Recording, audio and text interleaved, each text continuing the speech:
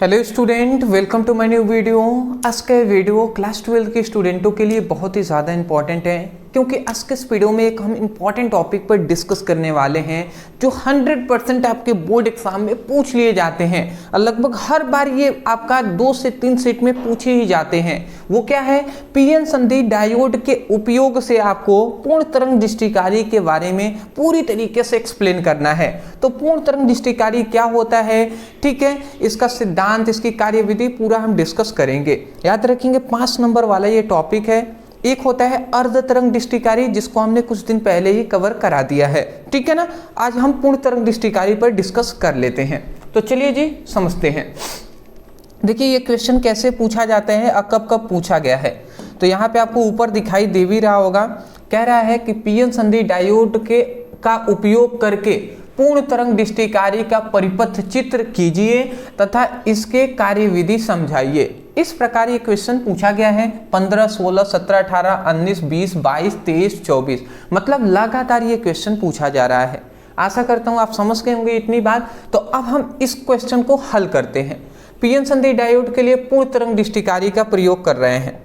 तो चलिए जी, सबसे पहले आप ऐसे ही बुक में भी आप अपने जो कॉपी, अपने जो भी पेपर लिए होंगे, ठीक है, पेपर देने गए होंगे, ये क्वेश्चन आता है। तो ऐसे ही आप सबसे पहले हेडिंग डालेंगे, पीएन संधि डायोड का उपयोग करके पूर्ण तरंग दृष्टिकारी। पूरा आप टेंशन ना ले, आपको पूरी तरीके से हम चित्र सब एक्सप्लेन करेंगे, ठीक है ना। ये सब हम एक्सप्लेन करने वाले हैं, तो समझिएगा। सबसे पहली बात आता है कि पूर्ण तरंग दृष्टिकारी का आपको थोड़ा सा एक्सप्लेन करना है कि क्या होता है। तो देखिए यहाँ पे हमने क्या लिखा है कि पूर्ण तरंग दृष्टिकारी एक ऐसा उपकरण है, एक ऐसा मशीन है जो है पूर्ण तरंग दृष्टिकारी एक ऐसा मशीन है जो प्रत्यवर्ती धारा को डिस्ट धारा में परिवर्तित कर देता है तथा लगातार धारा प्रवाहित करता है। मतलब सिंपल सी बात है कि पूर्ण तरंग जो दृष्टिकारी है वो एक क्या है, एक मशीन है, एक यंत्र है, ठीक है ना। या हम कह सकते हैं एक उपकरण है जो क्या करता है, जो एसी धारा को डीसी धारा में परिवर्तित करता है। एसी मतलब प्रत्यवर्ती धारा को डिस्ट धारा में परिवर्तित कर देता है, मतलब बदल देता है। एक और बात है कि जो पूर्ण तरंग दृष्टिकारी है उसमें लगातार धारा प्रवाहित होती रहती है, कंसिस्टेंट धारा प्रवाहित होती रहती है। तो दो इतनी बात तो कह सकते हैं ना कि आप क्या कह सकते हैं कि पूर्ण तरंग दृष्टिकारी एक ऐसा यंत्र है या उपकरण है जिसकी सहायता से प्रत्यवर्ती धारा को डिस्ट धारा में बदला जाता है, ठीक है, या बदल सकते हैं, तथा पूर्ण तरंग दृष्टिकारी में लगातार विद्युत धारा प्रवाहित होती रहती है। या ऐसे आप नॉर्मल, हम तो ऐसे मुंह से अपने बोलते हैं, अदरवाइज नहीं तो अदरवाइज जो किताबी लैंग्वेज है ऐसे भी आप बोल सकते हैं कि पूर्ण तरंग दृष्टिकारी एक ऐसा उपकरण है जो प्रत्यवर्ती धारा को डिस्ट धारा में परिवर्तित कर देता है तथा लगातार धारा प्रवाहित होती रहती है। मैं आशा करता हूँ इतनी बात समझ में आ गई होंगी। अब यहाँ पे फिर से दूसरा आप हेडिंग डालेंगे कि पूर्ण तरंग दृष्टिकारी का परिपथ की बनावट।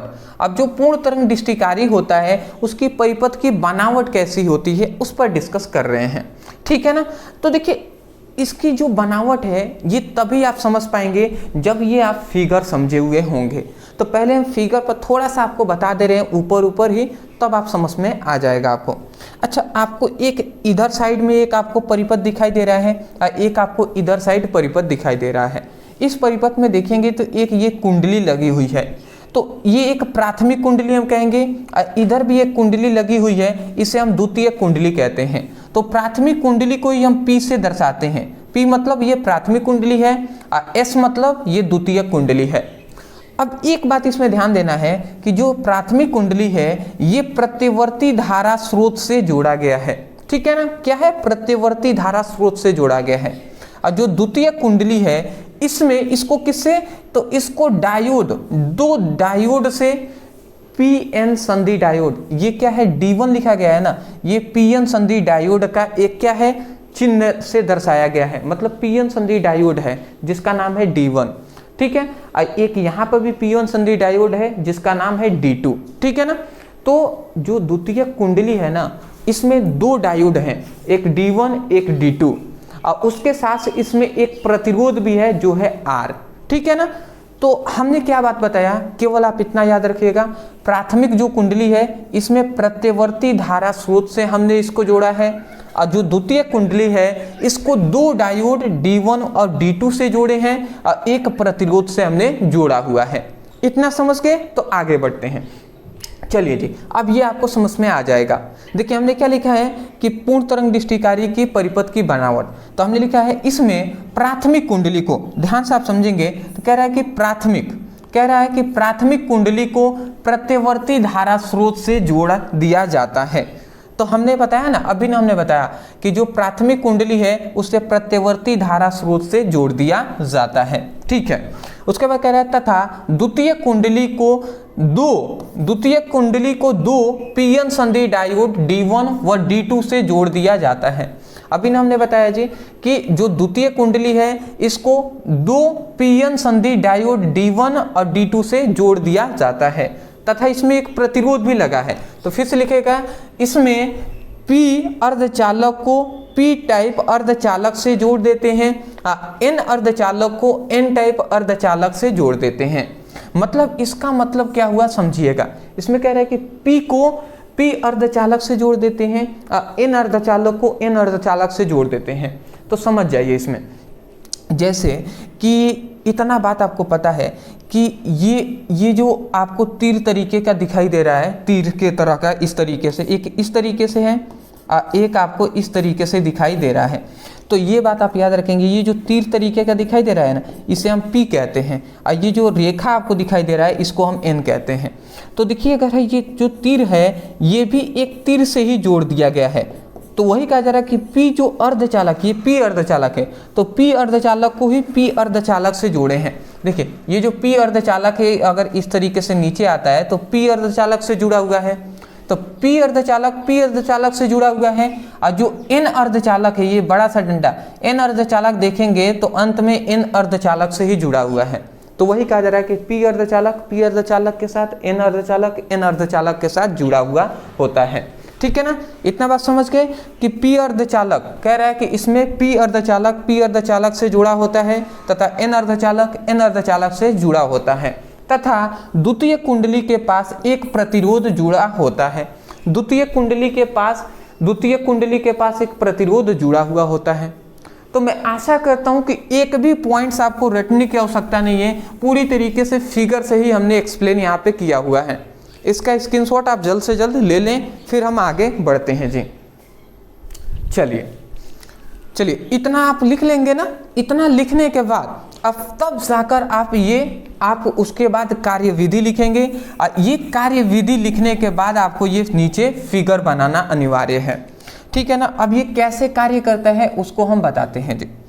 देखिए पहले मैं यहाँ पे समझाऊंगा, उसके बाद मैं इसको इसी वीडियो में याद कराऊंगा। ठीक है ना, देखिए कुछ चीज़ें हैं जो बेसिक आपको पता होनी चाहिए, अगर होती या होगी ना तो अच्छे से आपको और भी आसानी से समझ में आ जाएंगे। चलिए कलर में चूजेस कर लिया, चलिए कोई नहीं। देखिए सबसे पहली बात, ये प्रत्यवर्ती धारा स्रोत है। ठीक है ना, इसको मैं थोड़ा सा यहाँ से इरेज करके इधर बना दे रहा हूँ। ठीक है, ये प्रत्यवर्ती धारा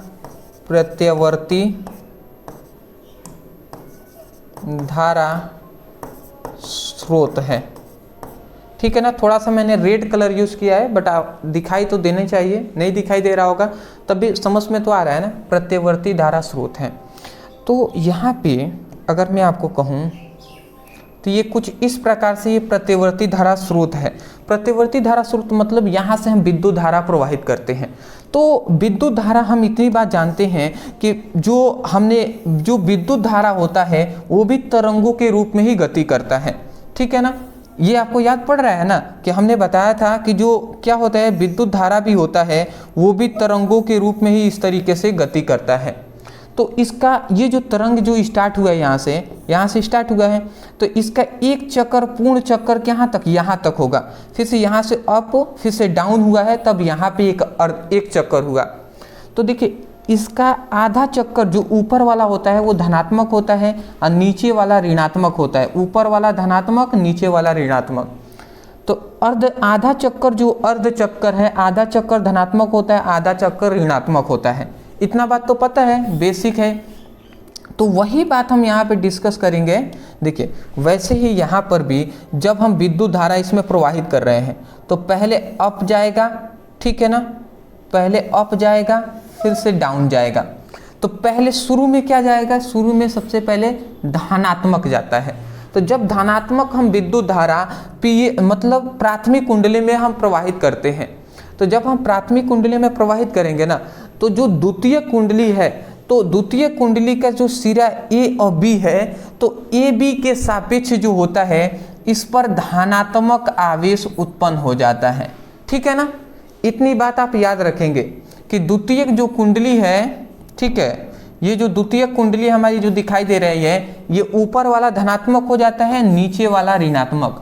कब होता है, जब हमारा आधा चक्कर मतलब अर्ध चक्कर अगर हमने प्रवाहित करेंगे तो ऊपर वाला जो ए बी सिरा है, द्वितीय कुंडली जो है, द्वितीय कुंडली का जो ए बी सिरा है, तो ए वाला जो होगा वो धनात्मक हो जाएगा और जो बी वाला होगा वो ऋणात्मक हो जाएगा। तो जब ए वाला धनात्मक हो गया तो ये धनात्मक किससे जुड़ा है, पी इधर वाला पी है ना, तो पी वाले से जुड़ा है। हम जानते हैं पीएन संधि डायोड से हमने पढ़ा हुआ है कि यदि पी वाला धनात्मक से जुड़ा होगा तो ये जो डायोड है ये अग्र अभिनत की स्थिति में हो जाएगा,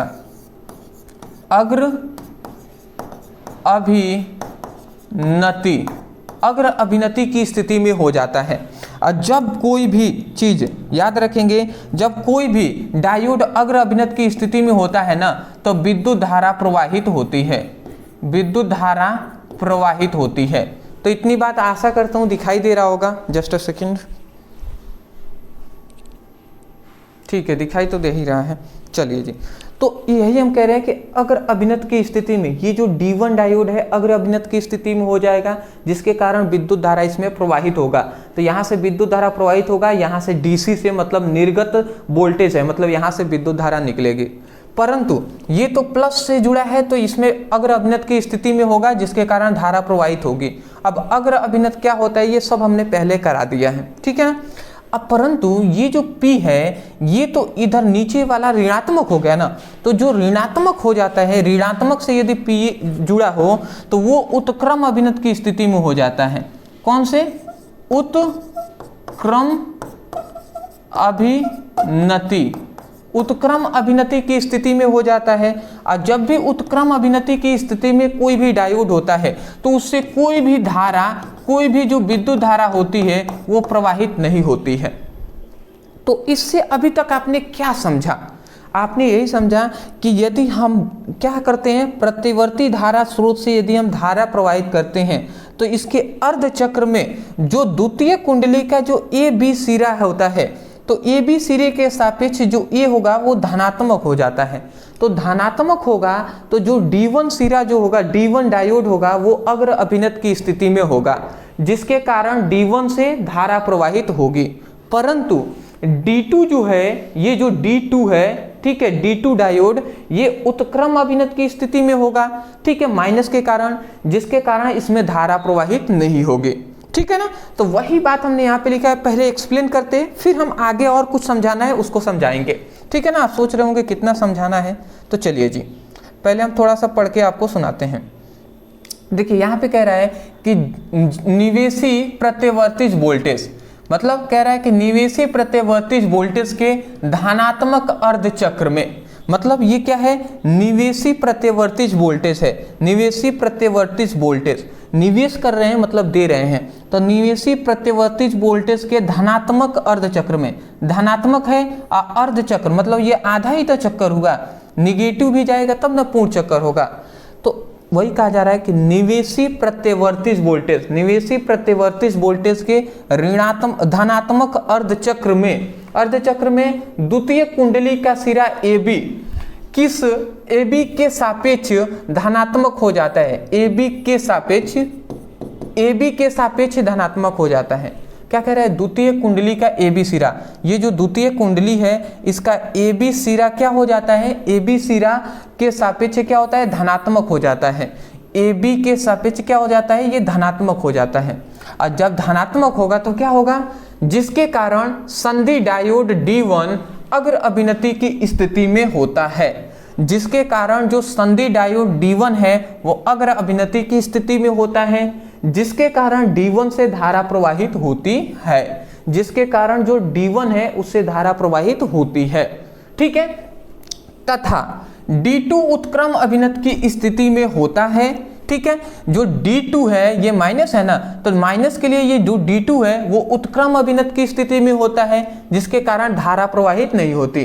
तो वही कहा जा रहा है कि जो तथा D2 उत्क्रम अभिनत की स्थिति में होता है, जिसके कारण D2 से धारा प्रवाहित नहीं होती है, ठीक है ना। तो यहां तक आपको समझ में आ जानी चाहिए, यहां तक आपको समझ में आ जानी चाहिए। वही अर्थ हमने कहा है कि जब निवेशी प्रत्यवर्ती वोल्टेज के धनात्मक अर्धचक्र में द्वितीय कुंडली का सिरा AB के सापेक्ष धनात्मक हो जाता है, जिसके कारण D1 अग्र अभिनत की स्थिति में होता है, जिसके कारण विद्युत धारा प्रवाहित होती है, ठीक है। परंतु D2 उत्क्रम अभिनत की स्थिति में होता है, जिसके कारण धारा प्रवाहित नहीं होती है, ठीक है। उसके बाद फिर से अभी यहां तक हुआ है, अभी और लिखना है।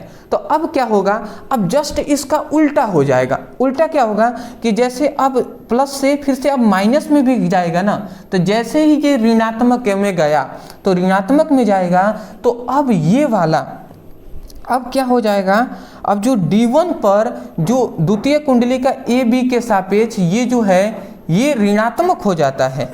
अब जस्ट उल्टा हो जाते हैं, तो ये वाला AB के सापेक्ष अब ऋणात्मक हो जाएगा और ये वाला धनात्मक हो जाएगा, ठीक है ना। तो AB के सापेक्ष अब ये ऋणात्मक ये धनात्मक, तो जब ऐसा होता है तो ये जो अग्र अभिनत की स्थिति में कार्य कर रहा था ये अब उत्क्रम अभिनत की स्थिति में कार्य करेगा और ये उत्क्रम अभिनत अग्र अभिनत की स्थिति में कार्य करेगा। समझ रहे हैं ना, दोनों आपस में उलट जाएंगे। अब ये माइनस है तो ये उत्क्रम अभिनत की स्थिति में होगा, उत्क्रम अभिनति की स्थिति में होगा, और जो D2 है ये अग्र अभिनत की स्थिति में होगा, अग्र अभिनति की स्थिति में होगा, ठीक है ना। हम इतनी बात जानते हैं जो उत्क्रम अभिनति की स्थिति में होता है उससे विद्युत धारा प्रवाहित नहीं होती है, और जो अग्र अभिनत की स्थिति में ये D2 होगा इससे विद्युत धारा प्रवाहित होती है। तो वही बात अब फिर से हम लिखेंगे कि तथा निवेशी प्रत्यवर्ती वोल्टेज के ऋणात्मक अर्धचक्र में द्वितीय कुंडली AB के सापेक्ष ऋणात्मक हो जाता है, जिसके कारण D1 उत्क्रम अभिनत की स्थिति में होता है, जिसके कारण कोई धारा प्रवाहित नहीं होती है, तथा D2 उत्क्रम अभिनत की स्थिति में होता है, जिसके कारण धारा प्रवाहित होती है। तो वही बात हम लिखेंगे, इसी प्रकार निवेशी प्रत्यवर्ती वोल्टेज के ऋणात्मक अर्धचक्र में, इसी प्रकार निवेशी प्रत्यवर्ती वोल्टेज के ऋणात्मक अर्धचक्र में द्वितीय कुंडली का सिरा AB के सापेक्ष ऋणात्मक हो जाता है, द्वितीय कुंडली का सिरा AB के सापेक्ष ऋणात्मक हो जाता है, जिसके कारण डायोड D1 उत्क्रम अभिनत की स्थिति में हो जाता है, जिसके कारण D1 से कोई भी धारा प्रवाहित नहीं होती है, जिसके कारण जो D1 है वो उत्क्रम अभिनत की स्थिति में होता है, जिसके कारण कोई धारा प्रवाहित नहीं होती है। परंतु D2 अग्र अभिनत की स्थिति में होता है, D2 जो होता है अग्र अभिनत की स्थिति में होता है, इसलिए D2 से धारा प्रवाहित होती है, इसलिए D2 से क्या होती है, धारा प्रवाहित होती है, ठीक है ना। अतः कुल मिलाजुलाकर इससे क्या हमें पता चला कि जब धनात्मक होगा तो नीचे वाला से धारा तो नहीं प्रवाहित होगा पर ऊपर वाले से प्रवाहित होगा, और जैसे ही ऋणात्मक में जाएगा तो ऊपर से नहीं प्रवाहित होगा तो नीचे से प्रवाहित होगा। मतलब किसी भी परिस्थिति में धनात्मक हो या ऋणात्मक हो, एक से तो प्रवाहित होगा ही और एक से नहीं होगा। तो भैया एक से प्रवाहित हो रहा है, चाहे इससे हो चाहे इससे हो, इसका मतलब ये जो परिपथ है इसमें लगातार धारा बहती ही रहेगी। इसकी जब बंद होगी तो इससे चालू होगी, इसकी बंद होगी तो इससे चालू होगी। तो इसीलिए हम लिखे हैं कि अतः पूर्ण तरंग दृष्टिकारी में लगातार धारा प्रवाहित होती रहती है, ठीक है ना। तो यही बात है, मैं आशा करता हूं कि आपको आसानी से ये जो टॉपिक है समझ में आ गई होंगी, ठीक है ना। ये कोई भी चीज़ें ये लिखने की आवश्यकता नहीं है, ये मैंने अपने तरफ से ये समझाने के तौर पे ये हमने बनाया था, ठीक है ना। जितना आपको लिखना है उतना मैं यहाँ पे छोड़ दे रहा हूँ। ठीक है जी। देखिए ये सब आपको, ठीक है, ये आप चाहें तो ये फिगर आप इतना, ये प्लस ये माइनस देख लीजिए, इतना ये फिगर आपको बनाना आवश्यक है, अनिवार्य है। मैं आशा करता हूँ कि आपको समझ में आ गया होगा। अच्छा एक और बात याद रखें, धारा जो है ये यहीं से निकलेगा, ठीक है ना, ये यहाँ से जा रहा है तो यहाँ से निकल जाएगा, या इधर से जाएगा तो यहाँ से निकल जाएगा, ठीक है ना। तो मैं आशा करता हूँ कि आपको समझ में आ गया होगा। अदरवाइज मैं यही कहूँगा, वीडियो पसंद आया है, यदि आपको लगता है कि आपके लिए कुछ मेहनत किया गया है, तब जाकर चैनल को सब्सक्राइब कर दीजिएगा, क्योंकि आपकी सपोर्ट की हमें, हमारे चैनल को, हमारी इस फैमिली को बहुत ही आवश्यकता है। तो इतना तो कर ही सकते हैं ना, अदरवाइज बहुत ही मेहनत लगता है तब जाकर कोई भी चीज़ें। अब मेरा तो यही लक्ष्य है, टाइम लगे बट आपको समझ में आ जाए, तो समझ में आए तब ऐसा कीजिएगा। हाँ, वीडियो को लाइक कर दीजिएगा, और कोई भी टॉपिक है जो नहीं समझ में आता है उस टॉपिक का नाम लिखिए, अंत में हमारे चैनल का नाम लिखकर सर्च कर लीजिए, वीडियो आपको मिल जाएंगे। सभी सब्जेक्ट का डिस्क्रिप्शन बॉक्स में लिंक है, वहाँ से स्टडी आप कर सकते हैं। हाँ, पूरे फिजिक्स का यदि आप नोट्स लेना चाहते हैं, ओनली 99 रुपये में पूरे फिजिक्स का चैप्टर वाइज सभी इंपॉर्टेंट क्वेश्चन आंसर मिल जाएंगे। जो बोर्ड एग्जाम की तैयारी कर रहे हैं उनके लिए खासकर है, सभी VBI जो इंपॉर्टेंट क्वेश्चन आंसर हैं वो आपको मिल जाएंगे। जो 100 इंपॉर्टेंट ऑब्जेक्टिव क्वेश्चन मिल जाएंगे, इंपॉर्टेंट जो न्यूमेरिकल हैं वो मिल जाएंगे। तो ये ओनली आपको 99 में दिया जा रहा है। याद रखेंगे 14 आपके चैप्टर हैं, 14 चैप्टरों का नोट्स, टाइपिंग नोट्स है, बेहतरीन नोट्स है, वो आपको दिया जा रहा है। जो भी स्टूडेंट बोर्ड एग्जाम की तैयारी कर रहे हैं 100% इस नोट्स को आप लेकर अपने नोट्स से भी अच्छे से स्टडी आप करें। लेने के लिए नीचे दिए गए व्हाट्सएप नंबर पे मैसेज कर लीजिएगा, PDF नोट्स है व्हाट्सएप पर ही आपको सेंड हमारी टीम आपको कर देगी, ठीक है ना। और जो भी केमिस्ट्री का भी 99 ही है, और जो भी दोनों एक साथ लेते हैं फिजिक्स और केमिस्ट्री, तो उनको 149 रुपये में, 149 रुपये में फिजिक्स और केमिस्ट्री दोनों मिल जाएंगे। तो दोनों अगर एक साथ लेते हैं तो ओनली 149, 149 में मिल जाएंगे, लगभग 70 रुपये प्लस पड़ेंगे। परंतु फिजिक्स का 14 चैप्टर और केमिस्ट्री का 10 चैप्टर, 24 चैप्टर हो जा रहे हैं। 24 चैप्टर का पहले चैप्टर वाइज सभी इंपॉर्टेंट क्वेश्चन आंसर मिलेंगे, सभी इंपॉर्टेंट आपको 100 इंपॉर्टेंट फिजिक्स के ऑब्जेक्टिव मिलेंगे, 100 इंपॉर्टेंट ऑब्जेक्टिव केमिस्ट्री के मिलेंगे, इंपॉर्टेंट 3 प्रकार के रिएक्शन होते हैं वो भी आपको मिल जाएंगे, इंपॉर्टेंट न्यूमेरिकल दिए जाएंगे संपूर्ण किताब के। तो ये सब कुछ ओनली 149 रुपये में दिया जा रहा है। नीचे व्हाट्सएप नंबर है, मैसेज कीजिएगा और तुरंत नोट्स को ले लीजिए। ऑफर लिमिट समय के लिए है, ठीक है ना, तो इस बात को भी आप याद रखें। नीचे डिस्क्रिप्शन बॉक्स में टेलीग्राम का लिंक है, वहाँ पे ज्वाइन हो जाएंगे। हाँ, इंस्टा पे हमें फॉलो कर लीजिएगा, डिस्क्रिप्शन बॉक्स में लिंक है। कल मिलते एक नए टॉपिक के साथ एक नए वीडियो में। Thank you so much for watching this video. Thank you.